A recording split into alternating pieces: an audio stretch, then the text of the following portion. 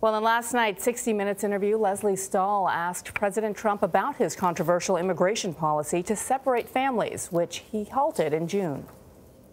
When you don't do separate, when you allow the parents to stay together, okay, when you allow that, then what happens is people are going to pour into our country. So are you going to go back to that? Well, we're looking at a lot of things. Really, what we want to do is change the immigration laws because they're a laughing stock all over the world. Are you willing, though? I think you're saying it's under consideration. No, I want all the laws changed. There have to be consequences, Leslie, for coming into our country illegally. Arrests of migrant families at the border, which have been climbing all year, surged after the administration ended family separation. There were nearly 13,000 arrests in August. That's almost triple the amount in the same month last year.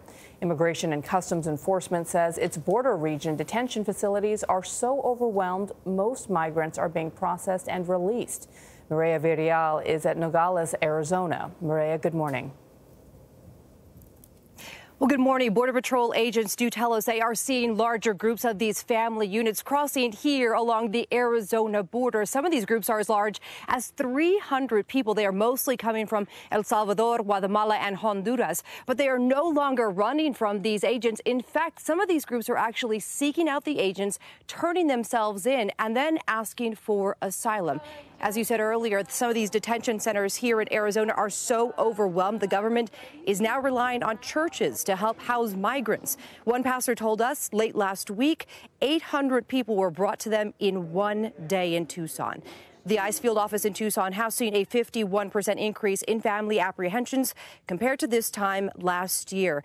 A migrant mother that we spoke with says she decided to cross the border with her child after the administration ended the family separation policy. And many of these families have been brought into the U.S. by smugglers. Border Patrol says these smugglers are taking advantage of the change in policy to prey on vulnerable would-be migrants, coaching many of them about what to say or what to do to gain asylum here in the U.S. Now, all of these families still have to appear in federal court for immigration hearings and proceedings, but with over 270,000 people arrested since the beginning of the year, it will be a while before those cases are closed.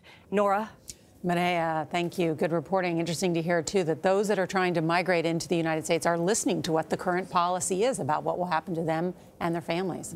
Which is the White House's point. They want you to listen, and they want it to be a deterrent. And now they're thinking, no, not so much.